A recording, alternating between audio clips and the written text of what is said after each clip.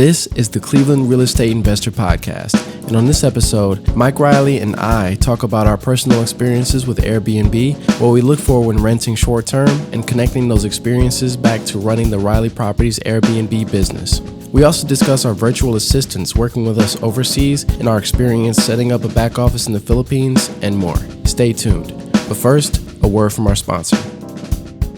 If you've been listening to this podcast, then you understand or should understand the pitfalls of investing in Cleveland real estate. Say you're looking for an investment property to rent, and these are the things that could happen and often do. You overpay for a house, and it's in the ghetto. Then you find that it's a money pit with endless surprise repairs. Your hapless property manager, who may be the brother-in-law of the realtor, gets a tenant who after 3 months stops paying the rent. Then the toilet explodes, and you have nobody to repair it because, guess what? The property manager is not answering the phone. Yep, that's the ugly side of the Cleveland real estate market. But we have a solution. Buy one of our properties. It's been inspected. It's been vetted. It's in a rock-solid part of town. It comes with a Gold Star tenant paying top dollar rent, and we manage it. Call us at 216-371-8160 if you're interested.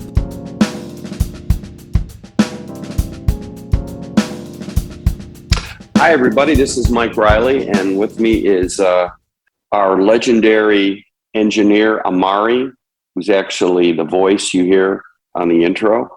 Good morning, Yep. A'marri. Good morning, Mike. We wanted to have A'marri on the stage with us at this podcast because we want to talk about virtual assistants, which is a direct result of all the Zooming people have been doing in the last couple years and the cloud software, etc. I'm calling from Chicago, where I'm watching Lindsay on Sunday run the Chicago Marathon, and A'marri is back in Cleveland. And I'm actually staying in an Airbnb, so right in the heart of a really cool hipster area of Chicago. So yeah, it's interesting being on the other end, A'marri, of an Airbnb instead of being the landlord. Yeah, so, are your eyes just are you very, very attentive to the things you like and don't like and how you could do it better, things you like, taking notes, maybe we'll implement this or that? Is it like that, or are you just kind of in the experience? No, I'm taking, in fact, maybe we should talk a little bit about that with our podcast where we touch on virtual assistants because not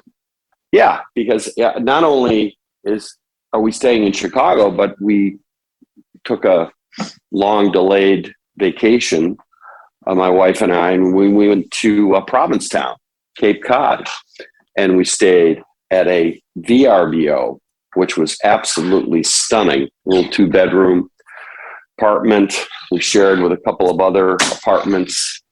And it was really interesting because I felt like I was back in college. Although the apartment, the 2 bedrooms were nice, intimate fireplaces, oriental rug on the floor, plank floor painted. But it was interesting staying in an Airbnb in Provincetown and then an Airbnb in Chicago. So, yeah, I've been taking some mental notes. So let's talk about those mental notes. The first thing I noticed was, the kitchen, the small kitchens in Provincetown, where they had a smaller size dishwasher, smaller size gas range, and a small fridge.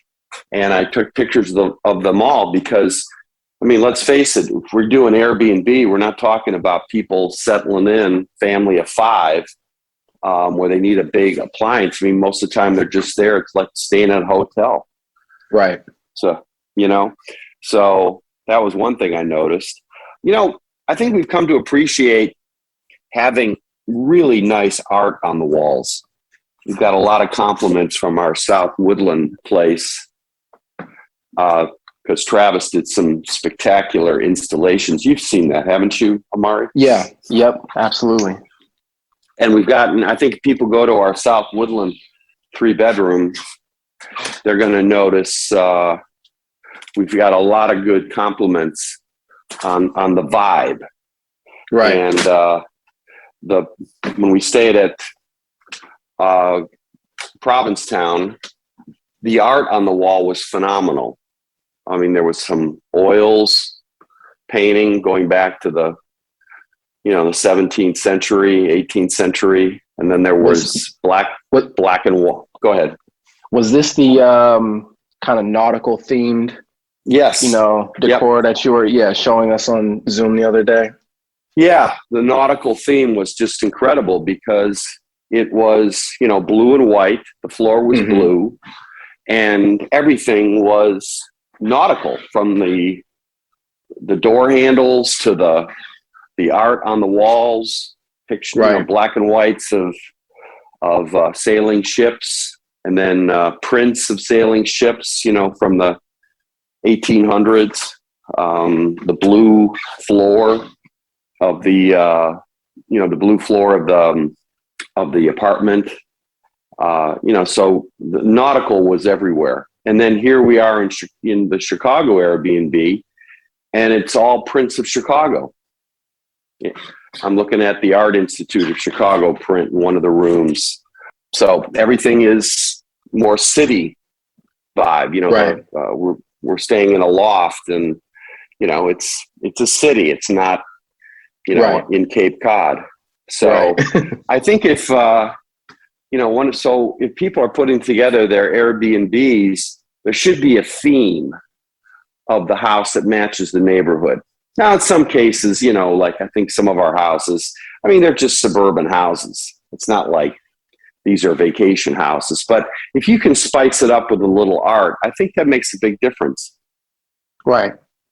Now, I think go ahead. Just from my experiences traveling and being in Airbnbs, I think I'm just kind of like, as long as I feel safe, because I've definitely been in some sketchy Airbnb situations before. That was just like, I think I should have had a more active role in picking this place out. I've stayed on a farm one time. It was really nice, really modern, but they had like their horses and chickens and just a lot of land. When I was in Texas, that one was really nice. And then, but I mean, I think I mostly just care about, is it clean? And do I feel like safe here? Exactly. That's the main thing. I mean, the vibe and, any theme, that's gonna probably make me go and leave you like a review or something. That would probably take it over the top. But as far as just like satisfied customer experience, if it's clean and it's safe, and I'm not questioning too much. It's just, that's kind of how it was in California. We were in North Hollywood, and they had like a little guest house that was just like, I think kind of like how you were talking about with like the small kitchen, just like super efficient use of space, like what you might imagine for like a New York apartment, where it's just like you don't have as much space, so you got to like maximize the potential of this like smaller area. So then we had, the bed, it was nice and clean. We had the, kitchen, everything kind of compactly put together, not to where you feel crunched in, but you can kind of just like respect it, of just like, oh, this is really efficient use of space, clean bathroom, and I'm good to go. Right. Well, clean and safe. Also, I think location's important. You're not stuck out in the boondocks somewhere. Yeah. So yeah. Well, I think Airbnb, VRBO, they're here to stay. They're not going anywhere. It's the new normal. And I think when people think of Airbnb place, I think they immediately go to vacation rentals. Now, yeah, I'm here on kind of a quasi vacation, but it's more of a special event trip as opposed to a vacation. Now, special events could be in come in a lot of forms, like, you're here for a convention, you're here for a seminar, you're here looking for a house, you're here for a job interview, a wedding. Yeah, exactly. And so you're looking for someplace to stay holding a lot of people. And it's cheaper to stay in an Airbnb than at a hotel. But, investors or Airbnb owners need to understand one trick in terms of daily rates and what to charge. The shorter the stay, the higher the daily rate. So, if you have a 4-bedroom house and somebody wants to stay for, say, four nights, they better be paying at least $300 a night, because you want to make sure that you have the ability to capture what you need to make in monthly revenues, as opposed to holding out for somebody that's going to stay a month or two. And you also have to be aware of what the city regulations are. Some cities do not allow stays less than 30 days. Yeah, I was gonna cut in when you said that Airbnb and VRBO, they're here to stay. So it's like, there could be some friction there between people who want to run Airbnbs, and it's like, this is much more normalized than it was however many years ago, fighting those regulations from the city, or, finding some way to amend those. Right. You also have to be mindful of, if you're looking at a house and your strategic goal is to set it up as an Airbnb or a short-term rental, you have to be mindful of, okay, now, where is this place? Not just location, close to transportation, accessible for Uber or Lyft, but also, what is the neighborhood like? Because there's some neighborhoods, homeowners associations, they do not want you Airbnb in their place. You may have a small street which has, maybe 2 block parties a year. That's a pretty tight street, and it can be jarring for them to suddenly find out that one house on that street of maybe 15 houses is an Airbnb. So you don't know who your neighbor is. I know in my neighborhood of Forest Hill, we bought up a lot of houses that were going into foreclosure more for defensive purposes. And then we ended up, turning them into furnished Airbnbs. And some people will come up to me and say, well, I like to know my neighbors. I like to have an owner occupied. And then I thought to myself, I said, wait a minute. You live on a street where you don't even know who lives across the street from you. You never see them. They drive in, they pull the curtains across the window. For all you know, your Airbnb people could be a lot more interesting than the neighbor that you haven't seen in a year across the street. Right. But there are a lot of subcurrents and riptides you need to be aware of for Airbnb. So from the theme to the location to what the daily rates are. This is like going into owning a hotel, and you have to have everything lined up. And we've talked about this in earlier podcasts last year, but we kind of fell into just refreshing some of those points now that I'm in the moment here in this warehouse loft kitchen in the middle of Chicago. Which then leads me to our main topic, virtual assistants. And A'marri, here's where I'm going to flip you the ball to run with. Talk to our listeners about what a virtual assistant is and your journey in developing them.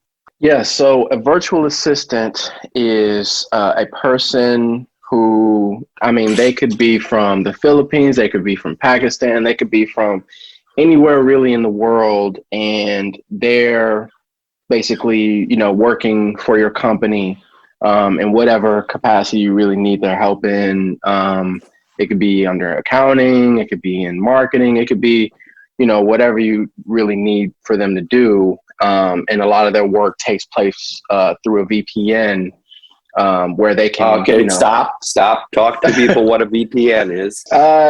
I'm not certified in any IT or anything like that, but my understanding of what a VPN it allows you to create a local connection on someone's. It allows for any virtual assistant or IT person or whoever needs access into your network and local PC system, it allows them access. It creates an actual local access, just as if you were sitting in front of the computer at the office. That's what a VPN allows you to do versus not creating a local connection, but creating a virtual connection. Virtual connection, basically. Yes. Right. Exactly.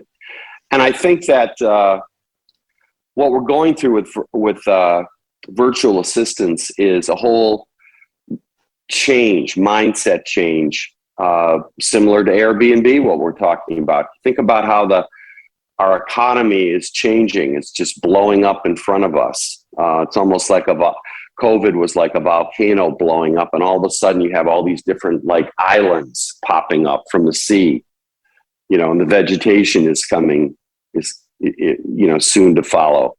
You think about what's happened to retail space, malls. I mean, to me, going to a mall as opposed to is like going for a root canal.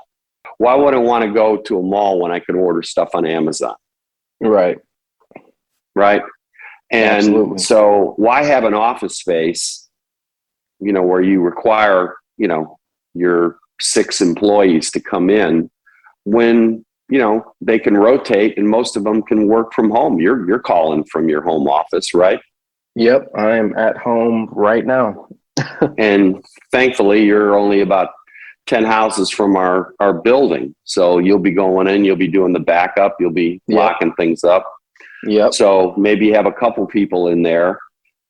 And quite frankly, I think, including myself, we don't want to be living, breathing, working at our house all the time. We want to have a change of scenery.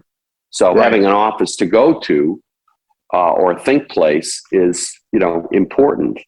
But yeah, I mean, what's the difference between you working 10 houses away and our Filipino crew working 10,000 miles away? Right. What's the difference? You're still working remotely. Yeah, there's no difference in you calling in and us having our morning meetings while you're in Cape Cod or Chicago or wherever it is. It's hard to even know the difference these days. If you have any questions for us or topics you want to discuss or even just want to say hi, you can email us at theclevelandrealestateinvestor@gmail.com.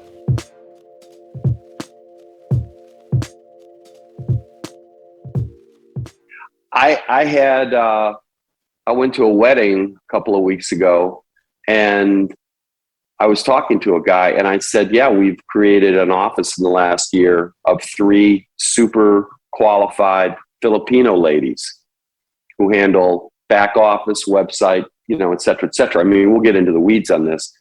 And he said, wow, and then he said, well, I guess you're going to have to go to the Philippines and visit these people. I'm like, no, I'm not doing that. First of all, we've got 3 people in the Philippines in different cities and different archipelagos. I'm not going to be. Yeah. I mean, it's not like I'm going to New York City and visiting the home office of the Philippines. They're scattered around the country. I think the only thing we have to adjust to is the time change, which is just a flat out, 12-hour difference.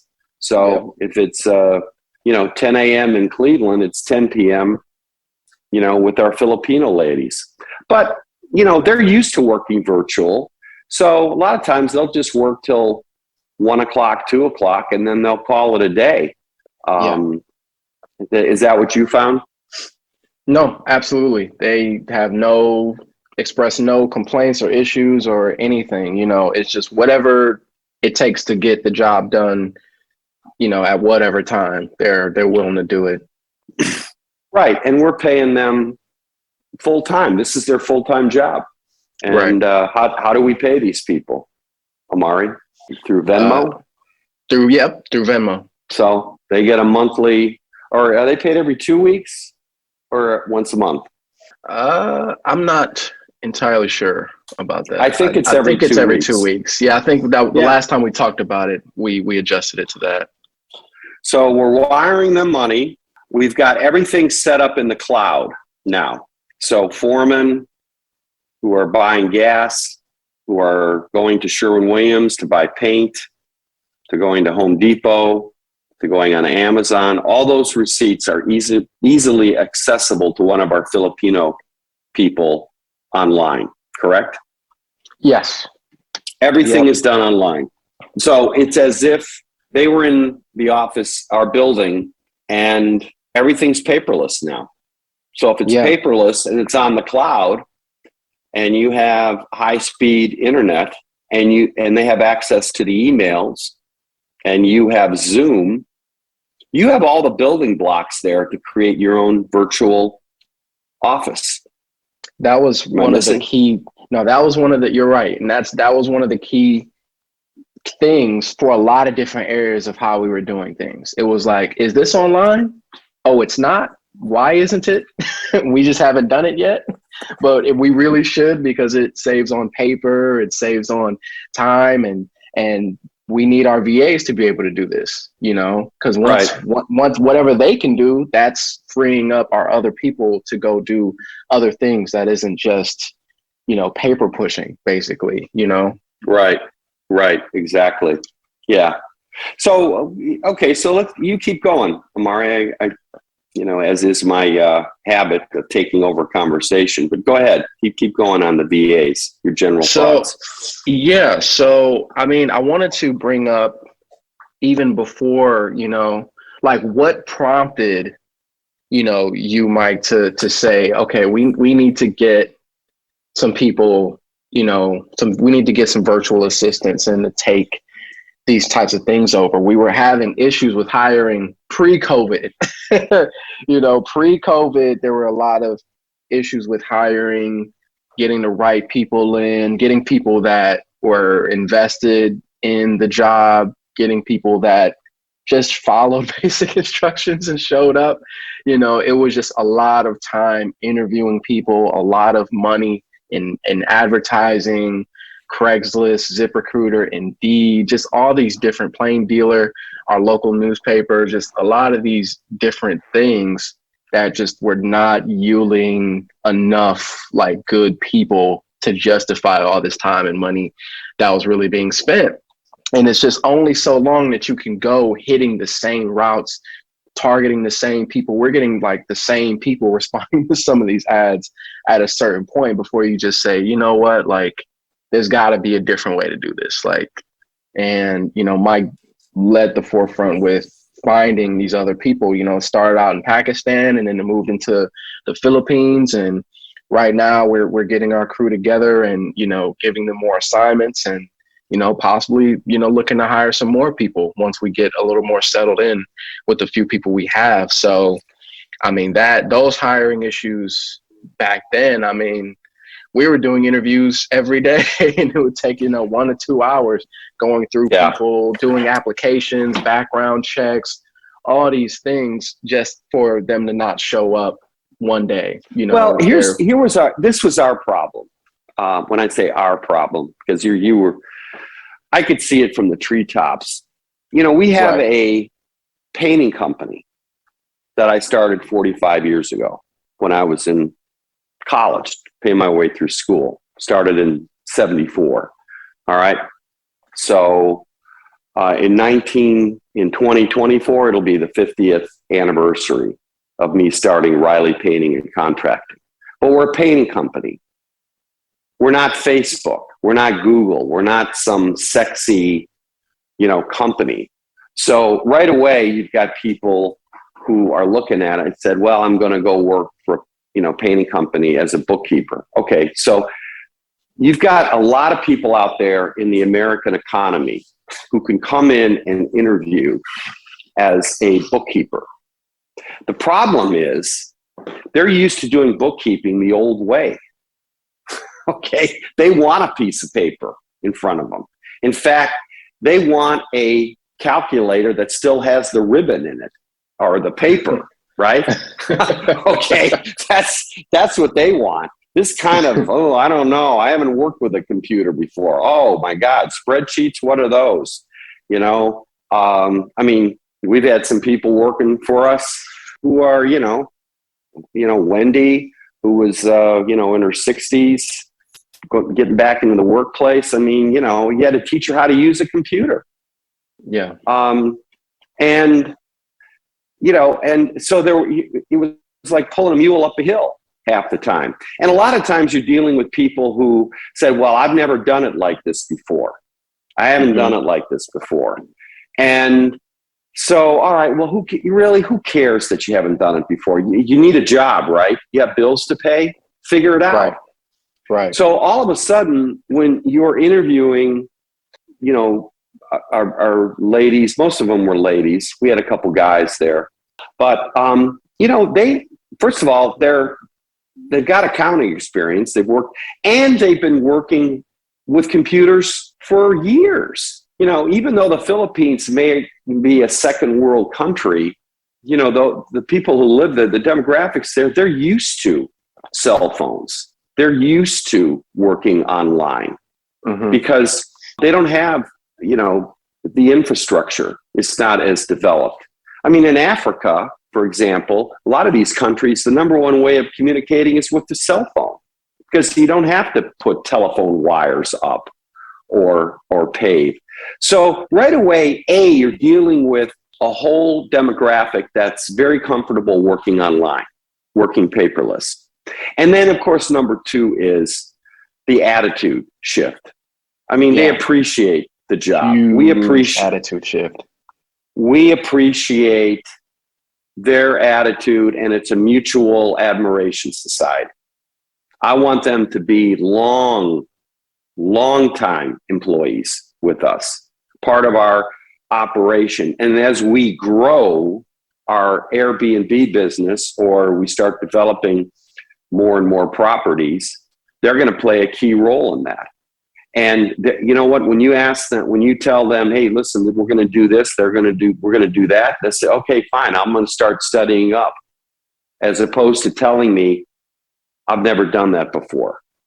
Yeah. I mean, it's so much easier. And you've been like me dealing with this. So elaborate on the attitude. Yeah, it's just resumes. And I tell people who, my family or just friends or stuff like that I talk to about like these interviews and stuff, because people who aren't on the other side of it, they think the resume is so important. And it's like, I want to know your work history. I do want to know certain things like what, are you familiar with Excel? Yeah, those things are important, but so much of the resume is just over bloated with willing to learn, ready to learn. It's just like most people don't want to learn, because learning a lot of times is change, and people don't, they don't want to change. And it's just why waste everybody's time? So, I mean, that type of irony was not lost on me with all these resumes that just are so templated with ready to learn, working hard, this and that, It's just, it's a bunch of bull at the end of the day. We don't have to have the pep talks, like we say, we don't have to change hearts and minds, like we have a lot of history of trying to do that before. And, those days are luckily over. I think, I know we're kind of going off track, and this could be something that, we're going to talk about. We will be talking about in our new podcast, Small Business Confidential. But you teed this up, A'marri. I'm going to bat this out of the park. Don't bring a resume to a job interview. All right, people, anybody listening out there, do not bring a resume, because if you've got all these things here, I led this, I took over this, I ran this thing, I did this. Why are you looking for a job? It is so fake, these resumes. Not fake, because I know these people. Yeah. I know people are sincere. I'm not trying to come across like a dick. But I'm looking at this. You worked here for a year. You worked here for 2 years. You worked for a year. So let's put it this way. I'm going to train you, and then you're going to leave me? Is that what this is? Because that's the picture that's getting painted here. Right. And if you're willing to learn, well, okay, call me in a week. Like, for example, we need some people who, maybe can work off ladders and do our fall gutter cleaning service. All right, call me go on YouTube and learn how to handle ladders, work out for a week, and then call me when you've mastered ladders, right? Yeah. So to your point, how old are you, A'marri? 24? 24, yep. Okay, 24. You started when you were 19 here, right? 18. 18. Whoops. Okay. So, but the point is, you quickly learned that the whole hiring people is kabuki theater. Yeah. It's just, it is so, your eyes were exploding when when a person would leave the office and he'd say, he's not going to call back, or he doesn't know what he's doing, Right. Because you're not, everybody. And I started telling people in these interviews, I said, you know what, everybody's a superstar when they come in. Nobody's asking me a question like, what Mike or what A'marri do you need me to do? What is the problem you need me to solve? Right. Okay. And what we're doing right now with Airbnb, okay, those investors out there listening, what's the problem that I can solve for you, Mr. or Mrs. Investor? And I know what that problem is, because we're the ambulance crew that comes out and salvages these car wrecks investment. You want to buy Cleveland real estate, and you don't want to have to deal with a lot of problems managing it, right? And you want to get a certain return on investment.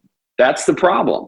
So if somebody's coming in and asks me, what problem do you need me to do?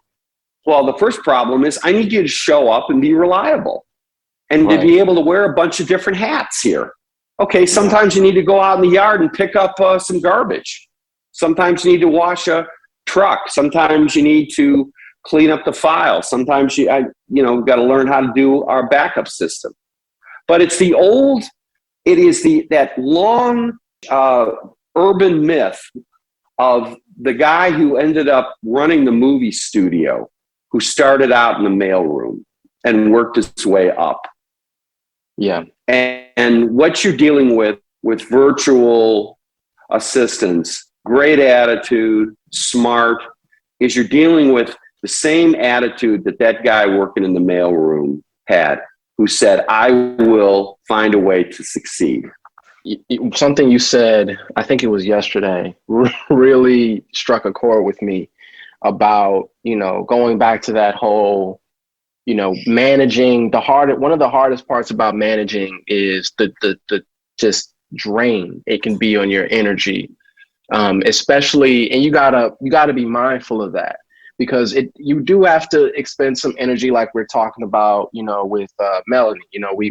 We do have to make sure that we're setting her up for success to be able to take some of these things over.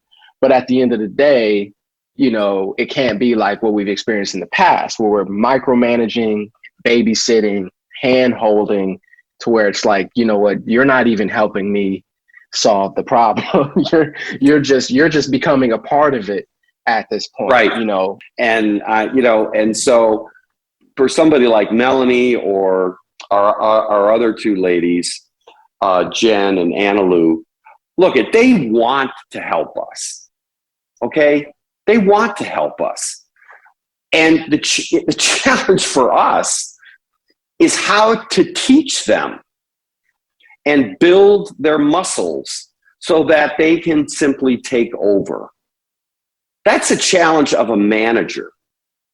And for people that are lousy managers or lousy teachers, they don't want to teach and they don't want to manage. They just want somebody to appear in front of them out of a box who's going to do the job. And then they get frustrated. Oh, I can't find anybody. I can't find any good people. No, it's because you suck as a manager. That's why. You have to be disciplined. You have to be an inspiring leader. You have to be a good teacher, a good communication person. You also have to learn from your mistakes. And we've learned, how do we develop a Melanie so that she can take over handling the calls coming in without it sounding like she's reading from a script? Or how can Jen and Annalou look at statements, troubleshoot invoices, catch problems? Because we want them to be proactive. We do not want them to be passive and be like sheep following whatever random directive we give them. So for somebody who wants to set up any kind of business, but this is geared more towards, property management. Your property manager could literally be in the Philippines. Yeah. They're going to field the phone calls. They're going to do the Zoom on the tenants. They're going to do the background checks. They're going to monitor that the money's coming in. The only thing they can't do is fix the toilet or the repairs or cut the grass. That's the only thing they can't do. Everything else can be done remotely. Right. And for people that are renting, the kind of people you want to rent to, they should be comfortable with that. Yep. Yeah, so look, we've got a lot of different balls in the air, from themes of Airbnb to virtual assistants to the problems of hiring to the whole 9 yards. Yeah. Yeah, so any final thoughts, A'marri, on VAs? Highly recommended. Just, and it, when you get into it, it can challenge you to identify areas in which you need to improve on your processes so that you can set up, your virtual assistants for the most success. And, that's a win-win to me. Yeah, exactly. All right, well, let's give this a wrap. And folks, we'll talk to you next week. All right, thanks, A'marri. Thanks, Mike. Talk to you soon. Okay, bye. Okay, bye. Thank you for listening to the Cleveland Real Estate Investor Podcast. You can find all our episodes at www.reilly-properties.com, or you can find us on your favorite streaming services like Apple Podcasts, Spotify, SoundCloud, YouTube, and more.